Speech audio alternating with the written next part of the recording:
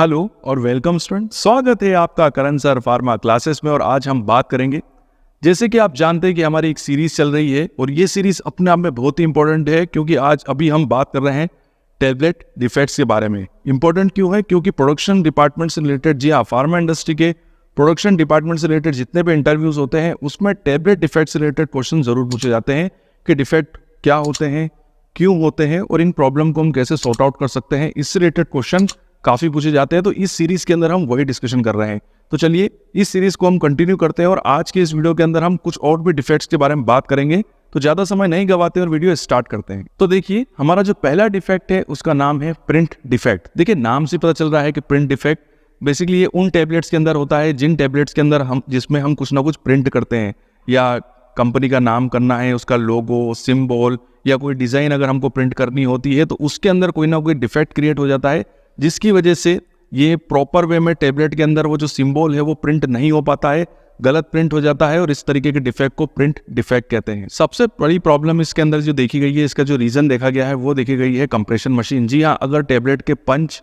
और डाई के अंदर कोई प्रॉब्लम होती है, वो सही तरीके से काम नहीं करते हैं, काफ़ी पुराने हो जाते हैं, उनके अंदर कोरोजन लग जाता है, या उनकी जो सेटिंग है वो समय समय पे ऑटोमेटिकली चेंज हो जाती है, उसकी वजह से भी ये प्रिंट डिफेक्ट जो है वो देखा जाता है। कई बार जब हम पाउडर को बनाते हैं, जी हाँ पाउडर, या जब हम ग्रेनुलेशन को बनाते हैं तो उस समय भी कई बार आप प्रॉपरली पाउडर या ग्रेनुल्स को प्रॉपर मिक्स नहीं करते हैं, उनकी ब्लेंडिंग सही तरीके से नहीं होती है, उसके अंदर जो बाइंडिंग और लुब्रिकेटिंग, खासकर लुब्रिकेंट का यहाँ पर रोल बहुत इंपॉर्टेंट है। अगर आप अपने ग्रेनुलेशन के अंदर लुब्रिकेंट सही तरीके से ऐड नहीं करेंगे और अगर आप ऐड कर रहे हैं फिर भी वो प्रॉपरली वर्क नहीं कर रहा है, तो आप चाहें तो उस लुब्रिकेंट को चेंज कर लीजिए। तो ब्लेंडिंग अगर सही नहीं होगी तो उसकी वजह से भी ये प्रिंट डिफेक्ट जो है वो टैबलेट के अंदर देखा जाता है। और कई बार ऐसा होता है कि बार बार जब हम पंच यूज़ करते हैं तो पंच काफ़ी पुराना हो जाता है और उसके ऊपर जो वर्ड्स होते हैं जिसको हमको टैबलेट के ऊपर पंच करना होता है, या कोई भी डिज़ाइन होती है, वो वर्ड या तो पुराने होने की वजह से टूटने लग जाते हैं, या वो अनइवन हो जाते हैं, मतलब कुछ अब उनके अंदर उभार हो जाता है,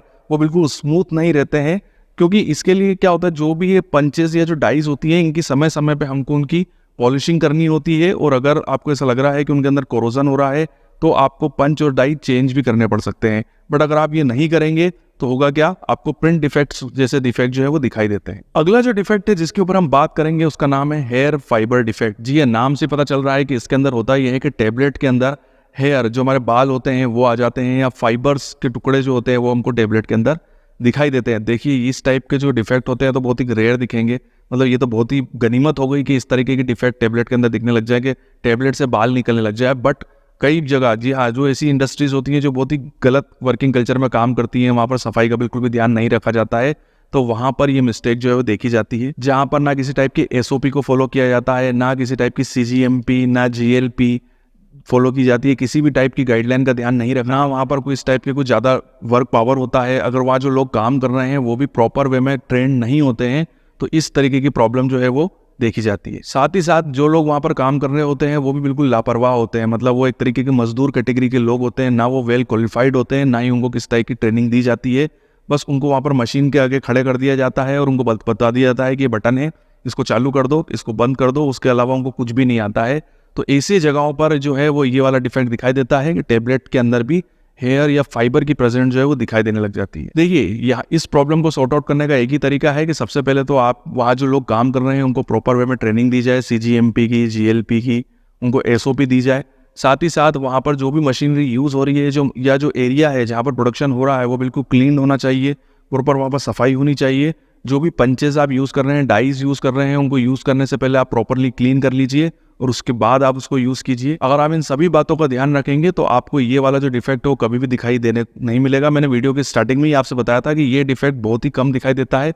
बट हाँ, इंडिया के अंदर कुछ ऐसी इंडस्ट्रीज भी है जहाँ पर ये डिफेक्ट दिखाई देता है। ये डिफेक्ट तो बेसिकली होना भी नहीं चाहिए, क्योंकि आज की कंडीशन में तो अगर टैबलेट के अंदर हेयर और फाइबर आ रहा है तो ऐसी इंडस्ट्री को तो बंद हो जाना चाहिए। अगला जो डिफेक्ट है जिसके ऊपर हम बात करेंगे वो है ब्लैक स्पॉट। जी हाँ, टैबलेट जब हम उसको बनाते हैं तो टैबलेट के अंदर या टैबलेट के ऊपर हमको छोटे छोटे ब्लैक स्पॉट दिखाई देते हैं, तो ये भी अपने आप में एक बहुत बड़ा डिफेक्ट होता है। सबसे पहले मैं आपको रीजन बता देता हूँ कि इसके रीजन क्या होते हैं। सबसे बड़ा रीजन, जो कॉमन रीजन होता है, वो ये होता है कि जब हम टैबलेट को बना लेते हैं, बेसिकली ये जो डिफेक्ट होता है ये कलरफुल टैबलेट्स के अंदर देखा जाता है।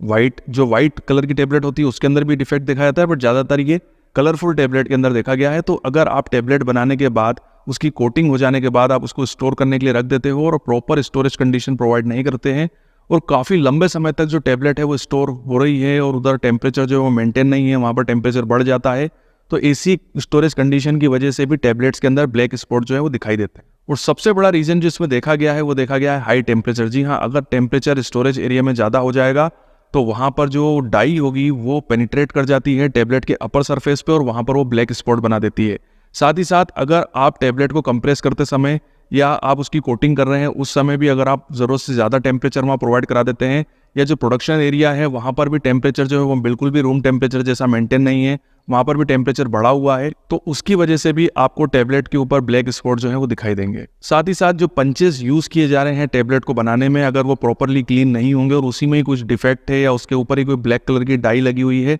तो उसकी वजह से भी आपको टैबलेट के ऊपर ब्लैक स्पॉट दिखाई देते हैं। तो सबसे पहले तो आप पंचेस और डाइस को यूज़ करने से पहले प्रॉपरली क्लीन कर लीजिए, पॉलिश कर लीजिए और उसके बाद यूज़ कीजिए। साथ ही साथ ये भी देखा गया है कि जब आप कोटिंग करते हैं तो कोटिंग करते समय जो डाई होती है अगर उसकी कंसंट्रेशन जितनी बोली गई है उससे ज़्यादा रख दी जाती है, बहुत गाढ़ी डाई होती है, बहुत ज़्यादा क्वांटिटी में अगर डाई होती है, उसकी कंसंट्रेशन काफ़ी ज़्यादा होती है, तो उसकी वजह से भी ये ब्लैक स्पॉट वाला जो डिफेक्ट है वो देखा गया है। साथ ही साथ एक कॉमन डिफेक्ट जिसकी वजह से देखा जाता है, कई बार ऐसा भी देखा गया है कि जो एक्सिपिएंट्स और एपीआई हम यूज़ कर रहे हैं उनके बीच में अगर कोई अनकम्पेटिबिलिटी हो जाती है या कोई अनकम्पेटिबल रिएक्शन हो जाती है, कोई क्रॉस रिएक्शन हो जाती है और वो दोनों एक दूसरे से अनकम्पेटिबल हैं तो उसकी वजह से भी टैबलेट के अंदर ब्लैक स्पॉट दिखाई देते हैं। बट बेसिकली तो ये नहीं होना चाहिए क्योंकि जब ड्रग का डेवलपमेंट होता है, उसका फॉर्मुलेशन डेवलप होता है, उसकी प्री फॉर्मुलेशन स्टडी होती है, उसी समय एक्सिपिएंट और टैबलेट के अंदर कंपेटिबिलिटी को चेक कर लिया जाता है। बट ये हो सकता है कि कई बार जब आप उसको स्टोरेज एरिया में रखते हैं और वहाँ पर उनको जो टेम्परेचर दिया जा रहा है